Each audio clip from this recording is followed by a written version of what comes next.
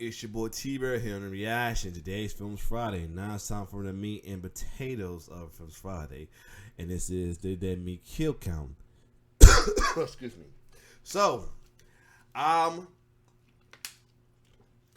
decided in between. I'm going to do the Friday the 13th recount kill counts though. You know what?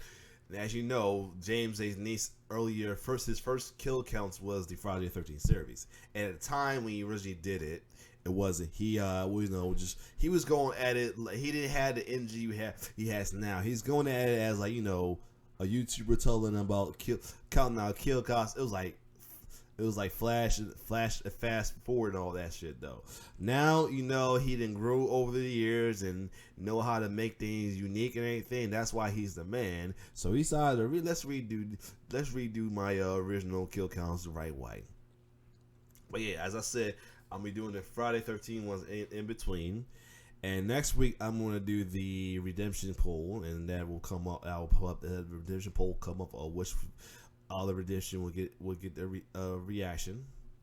So yeah, could host finally get that reaction, or it might as well stay in the shower room. But anyway, you'll find out next week. But anyway, let's get to the Friday the 13th kill count. Last we left off was the first one. So now we're on part 2. So where we get the introduction of the full introduction of Mr. Jason Voorhees. And this ain't the official trademark Jason Voorhees yet, because he ain't got the hockey mask yet. So without further ado, let's check it out.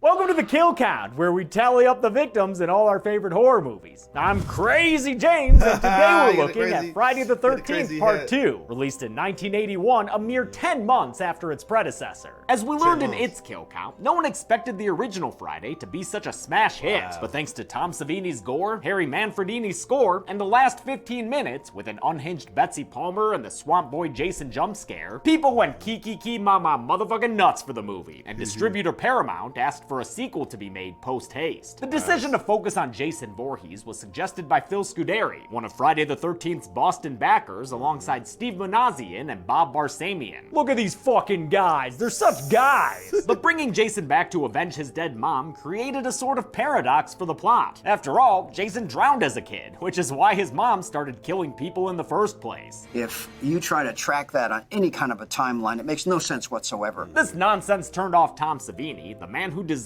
Little Swamp Boy Jason. Wow. And I got the script, and Jason is running around.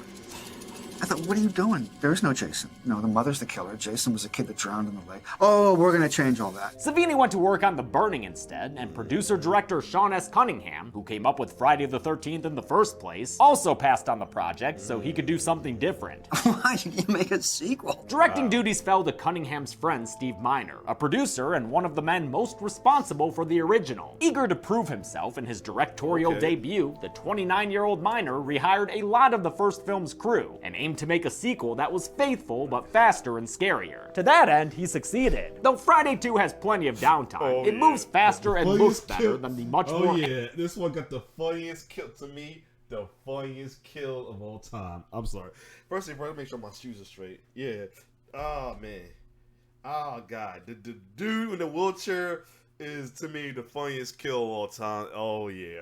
Oh god.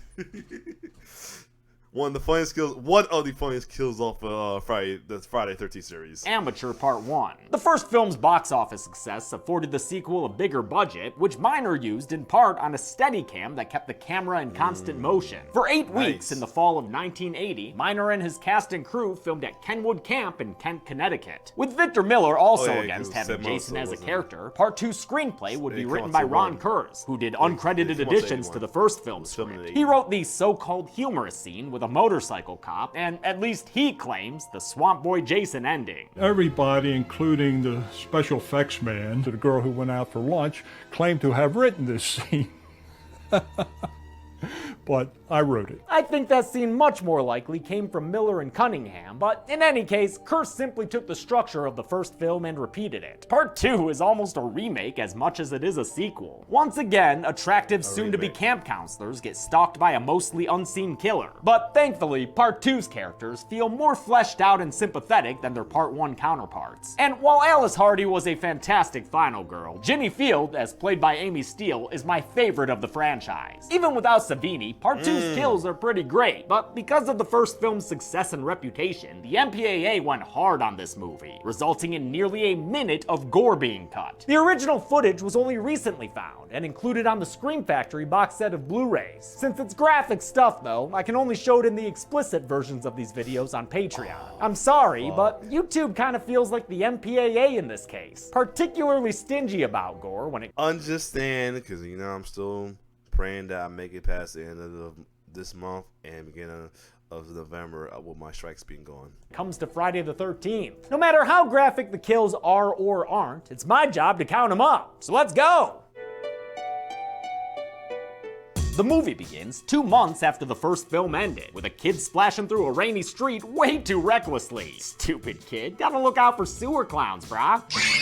And Jason! Because with the return of Harry Manfredini's string section, adult Jason takes his first steps towards avenging his murdered mother. He's approaching the house of Alice Hardy, our final girl from the first film, who's now wriggling around on her bed in a very green, very warm getup. Overalls and a turtleneck? Girl, you about to be having the night sweats for show! Even though this movie came out less than a year after its predecessor, it spends a full 5 minutes recapping the end of the original, Jason chair jumper and all. Alice finally wakes up after a while, then walks around in a nothing scene while the camera follows her on a Steadicam. There was no script written for this cold open, so when Adrienne King showed up to set, she was told to improvise. She had to just make up everything she says here. I just have to put my life back together, and this is the only way I know how. After 5 more languishing minutes, Alice opens up her fridge for a midnight snack of rotten head, which is when she's grabbed from behind and killed by an ice pick going through her temple. Go on and get, little kitty. The final girl's finally dead. Adrienne King agreed to return for a sequel, but was never told her part in it would be so small. I didn't know it was over for Alice until I got there, so it's a surprise. With no script, she arrived on what she described as a hostile set, and that was before she got hurt by a faulty ice pick prop that didn't properly retract as it was pushed into her temple. Complicating matters was the fact that King was dealing with a stalker who started following her after the first film's success. Oh, no. Stalking was not taken seriously back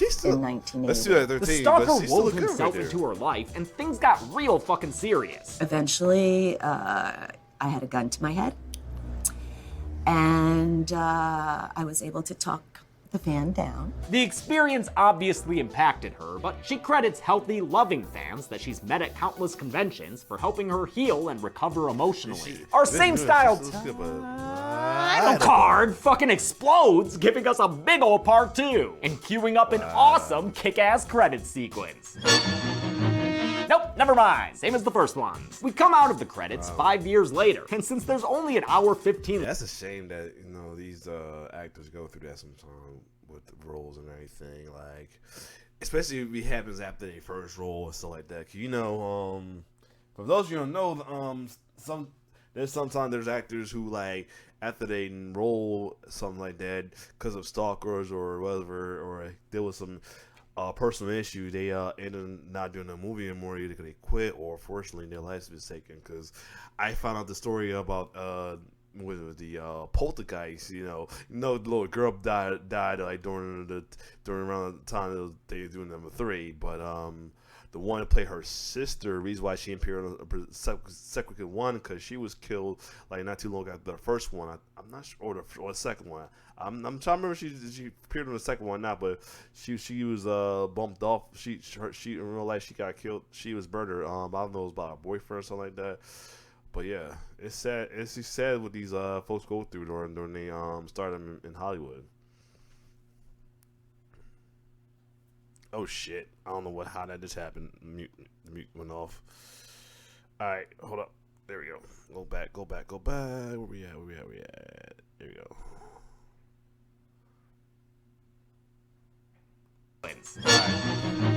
Nope, Nope, never mind. Same as the first one. We come out of the credits 5 years later, and since there's only an hour 15 left to this thing by now, we've got to get moving fast. Good thing the characters drive an extra big-ass truck. Not Kevin Bacon Jeff and his underage girlfriend Sandra passing through town on their way to be camp counselors. And we all know how Crazy Ralph feels about camp counselors. You're all doomed.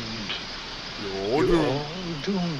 In this one, the counselors aren't at Camp Crystal Lake. They're at another camp on Crystal Lake, training at a place called the Packanack Lodge. As you'll see throughout the series, Crystal Lake has a ton of summer camps and houses on its shore. The other counselors at the Packanack Lodge include such mainstays as the hot chick and the perv who's always hitting on the hot chick. There's also a couple who are genuinely sweet, a bunch of background randos who don't really matter, and this goofy stork of a guy named Ted, who has a hard time finding good length shorts for those stilts of his. Their boss, played by John Fury, is Paul Holt. Paul Holt! And his assistant / romantic interest is our final girl, Ginny Field. I love how frank and forward she is. Ginny, I was starting to worry about you.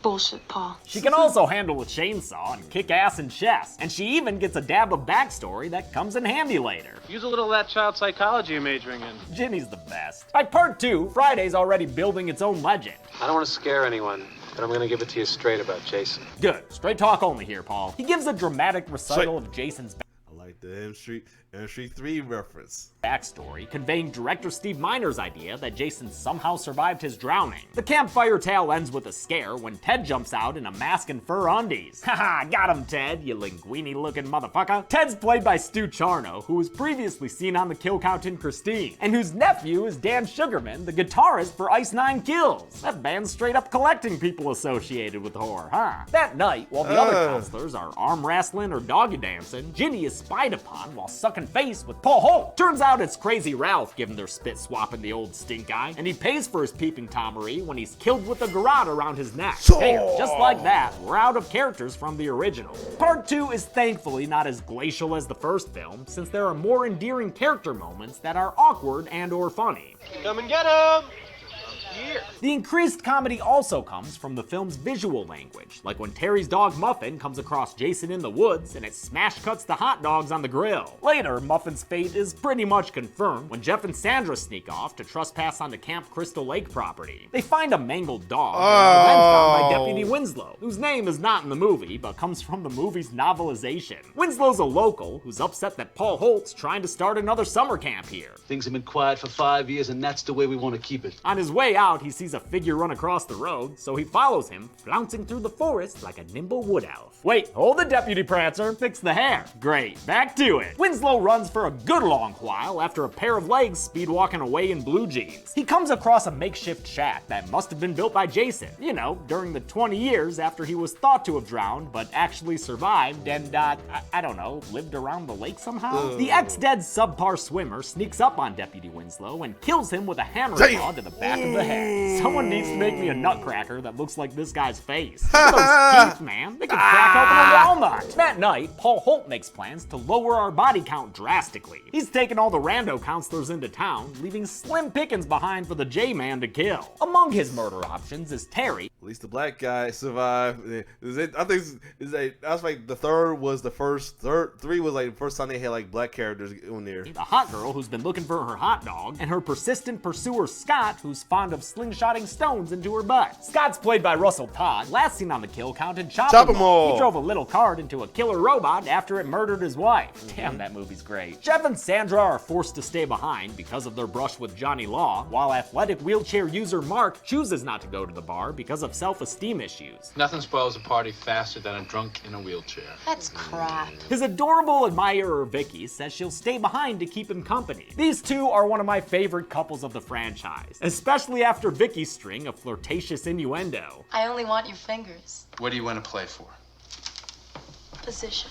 Vicky's actor Lauren Marie Taylor said she quickly developed a crush on Mark's actor Tom McBride, but was gently turned down by him when he told her he was gay. Sadly, McBride died in 1995 due to AIDS-related complications at the age of 42. Rest in peace. With the counselors whittled down to a good killing quantity, Terry goes off by herself to go skinny dipping in the lake. I swear, these idiot kids make it too easy for Jason sometimes. Also, I think these horned up screenwriters drastically overestimate how often young women go skinny skinny dipping by themselves. I needed the TNA for me. To hell with the audience. Terry emerges from the undoubtedly freezing cold water to find that fuckface Scott has taken her clothes. Serves him right when he steps into a snare that hangs him upside down from a tree. As Terry goes back to camp for a knife to cut him down with, Scott is killed by a throat slit with the dull side of a machete. They'll do that a lot throughout this series. Terry comes back and finds Scott dead, then turns around and dies screaming into the camera guy's face. Back at the cabins, Vicky and Mark have finished playing and are ready to get to work, if you know what I mean. She steps away to change and spray some perfume in her panties. That's gotta sting! After she's gone for a bit too long, Mark comes out onto the porch to look for her. Oh, and he gets a machete to the face! The poor guy rolls back and takes a backward spill down multiple flights of steps that seem to go on forever. The kill ends with a wild freeze frame and a zoom in. Oh, God. I'm sorry. Every time I watch that kill, catch me up every time. He said, Vicky? Where are you, Vicky? Ping! It wasn't that he got shot. It's just he had my man rolling down the darn stairs. There with a big ass machete in his face. Yo, that shit cracked me up every time. Every time I watch that kill. Oh my God. Oh shit. Mark's kill was shot from behind to hide the styrofoam mask Tom McBride was wearing, which they swung a balsa wood machete straight into. Part 2's makeup effects were done by Carl Fullerton, who was recommended by Dick Smith after Savini declined to return. At first, Stan Winston was going to do makeup. He made the Mrs. Voorhees head Alice found in her fridge. But a last-minute scheduling conflict took Winston away, giving Carl Fullerton a mere 6 weeks to design and create makeup effects that Steve Miner wanted good enough to shoot in close-ups. He did a great job, and it's a shame the MPAA forced so much of it to be cut. Back inside, Jeff plays a harmonica in bed. His music brings all the girls to the stage, and they're like, I'm not legal age. Yep, Sandra's actor Marta Kober, who we saw 9 years later as a pizza lady in Slumber Party Massacre 3, was only 17 when she filmed Friday the 13th Part 2. Apparently, this sex scene originally had nudity, but when Paramount found out, they obviously ordered the footage removed. Of course. Really should have never gotten to that point. Vicky's actor, Lauren Marie Taylor, was also 17 when production began, and says in retrospect, her mom probably should have signed something for the scene of her changing. Jeff and Sandra's nudity wasn't the only thing cut from the scene. When Jason comes in to kill them, the twofer he gets with the spear is good, but it was heavily censored by the MPAA and had its most graphic shots removed. You can tell how much gnarlier it was going to be in production stills. This kill was shot in a similar way to Kevin Bacon's, with the actor standing in a hole beneath the bed so the spear could go through a back made of latex. Jeff's actor Bill Randolph said it was highly uncomfortable until a sound guy offered some help. He said, open your mouth and blow some powder into my mouth. And I'm telling you, they could have filmed it 15 times. I was having a great time after that. Alrighty, what was this set? Of course, this kill is awfully similar to one from Pale Blood. Yeah, like I just watched last week. By Italian filmmaker Mario Bava a decade earlier. If you're a fan of Friday the 13th, please check out A Bay of Blood, aka Twitch of the Death Nerve. It's a better shot, more interesting, and bloodier Friday the 13th. As for if this kill was ripped off, director Steve Miner says he never saw the Bava film. My guess is it came from money man Phil Scuderi, who came up with a lot of Part 2's sequences and kills while leaving Ron Kurst to handle the dialogue and story. With her pelvis perfumed, Vicky's ready to ravage Mark, but it's not Mark she finds waiting for her in bed. It's Baghead Jason, making his first appearance ever. Nobody on set thought the pillowcase mask was great, but they needed to cover up Jason's face, and no one could come up with anything better. The sack was suggested by costume designer Ellen Lutter, who was inspired by the villain in The Town That Dreaded Sundown. Lutter also has the distinction of being the only woman to ever play Jason. She was his legs in the opening shot when he was on his way to murder Alice. With only one eye hole, that bag's a bitch for depth of field, which is why things are pretty blurry as Jason stalks towards Vicky with a knife. When he gets to her, he kills her with a knife stab that lands off screen. Ouchie! Just like Steve Christie before him, Paul Holt's been having a good time in town while the teenagers he hired get killed. He's at the Lake Warramog Casino in New Preston, Connecticut, hanging out with a bunch of extras played by New Preston locals. Sadly, the building burned down a year or two after Part 2 was filmed. When the conversation inevitably turns to Jason Voorhees, Ginny treats the legend seriously. She figures that if Jason were alive, he'd be a grown man, tormented by the death of the one one person in his life who cared. He must have seen his mother get killed, and all just because she loved him. Eventually, Paul and Ginny leave to head back to camp, while Ted makes plans to keep the party going, ensuring Jason's work won't be interrupted. Yep, Ted the Goofball was never seen after this, and thus he survives Friday Part 2. Probably the luckiest guy in the series. Ginny and Paul get back to a camp that's suspiciously quiet and clean, since Jason's been taking care of his mess after each kill. Oh shit, hold up, J-Man, I think you missed a spot. The lights go out, casting the place in darkness, and we get a pretty creepy moment when Ginny realizes they're not alone. Paul, there's someone in this room.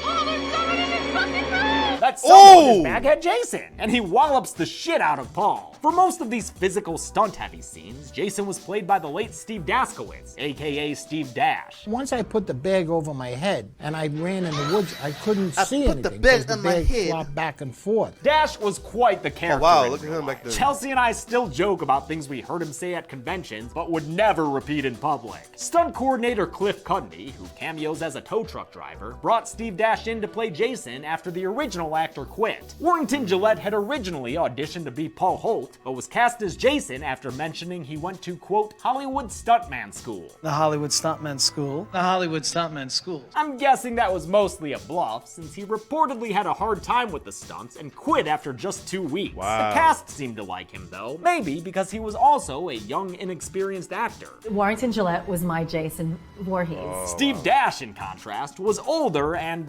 gruffer. He kept away from the younger cast, especially Ginny's actor, Amy Steele. Amy was non-existent. She didn't want to come near me. She didn't want to know anything about me. I respected that. I stayed away from her as well. With Paul out of commission, Ginny starts her final girl circuit. There's a predictable punch through the window scare, a kick-ass Steadicam shot that follows her as she's bolting away, and your standard dead body discovery. Ha, Crazy Ralph! Ginny didn't even know that guy! Ginny climbs out a window and slips in a moment that looks like it really hurt after Amy Steele. That was a hell of a tough landing on her arm there, man. It seemed like everything was a stunt, and at one point the stunt coordinator said, you know, you should get stunt adjustments for all this. Since Ginny's car's a piece of crap, Jason hangs around outside playing pop-up murderer. Then he pitches a fit and pitches a fork through her car's roof, which is a step too far for her to sit back and take it. Yeah, throw that feral man to the ground, Gin. Ginny hides during the chase so she can kick Jason in the nuts, narrowly avoids him when he leaps out at her from the woods, and he uses a freaking chainsaw against him like she were Terry Funk. Aw shit, she's got Jason down. Oh, and now she has a chair? By God, that man has a family!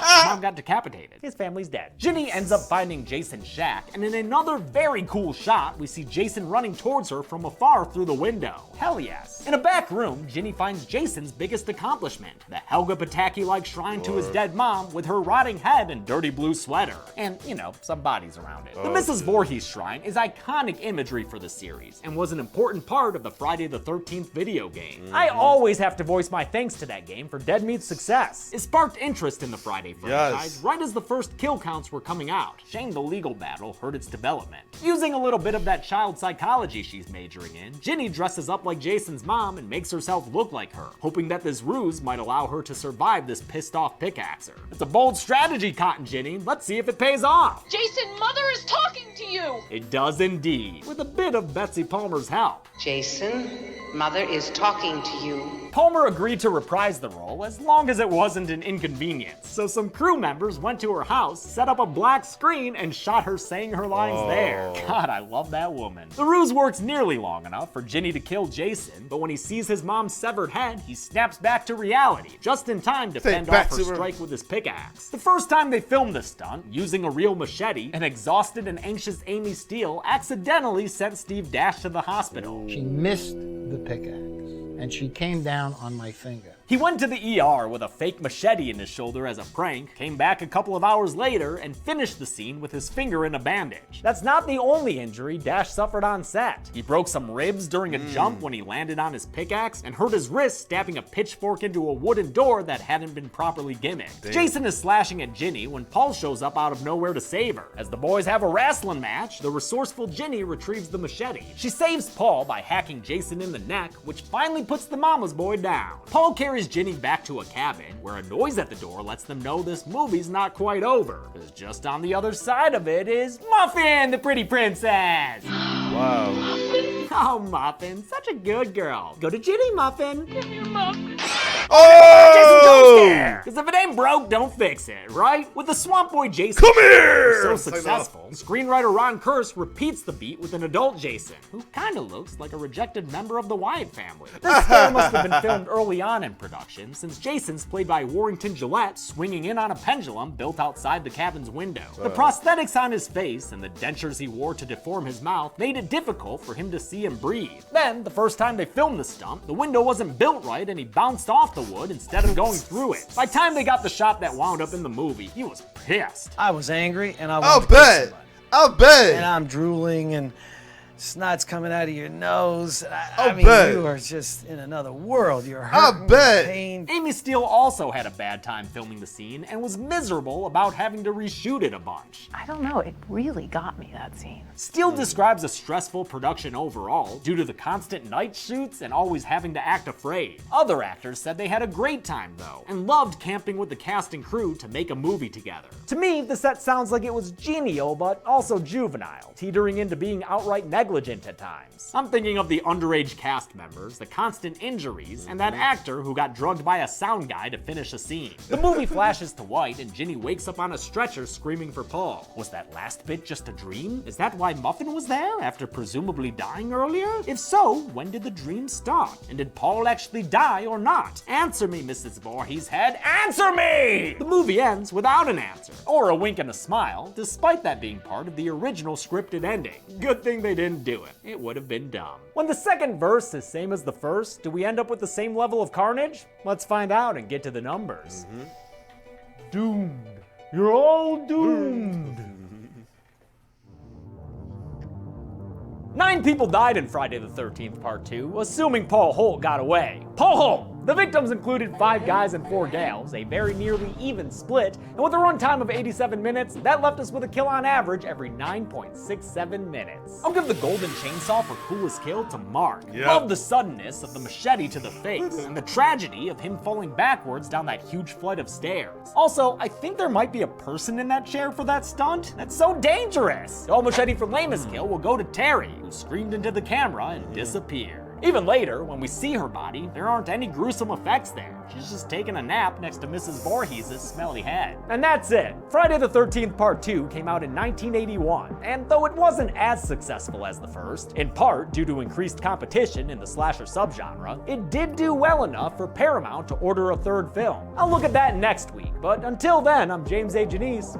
This has been the Kill Count. Thanks a lot for watching this week's Kill Count. I want to thank some patrons. Alright, cool. So, there you have that's part 2, the recount. It was good. He did good as one. I always wondered what he was like. I know the one compared to the second one was pretty good, especially since I think this time he dresses up and everything. It looked like he just has Crazy Ralph, which is awesome. You know what I'm saying? And comment down below if the explicit version was worth watching. You know, reason why I gave up with doing the explicit versions because the editing was too much. It was too much doing the editing and everything, and you know, because I don't want to get in trouble for posting this version on there, because to save myself, nor anything, nor feel like I'm stealing money from James A. Denise, because it's off the Patreon, which I pay for Patreon right there as well too. But yeah. But other than that, it was too much of a hassle, so I gave up on that. But other than that, next week will be the Kill Count Redemption poll, the new Kill Count Redemption poll. And if I can recall who's gonna the following that will be on that redemption poll, let me bring it up. I think this said get an idea of the possibility of which ones will be in there. Give me a second.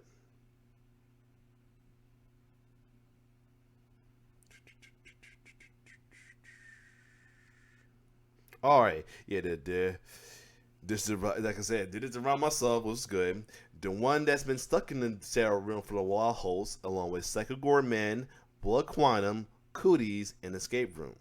So these will be the 5 that be up for redemption. So next starting Monday, I'll have the poll up for that. So other than that, it's your boy T-Bird signing off. One love.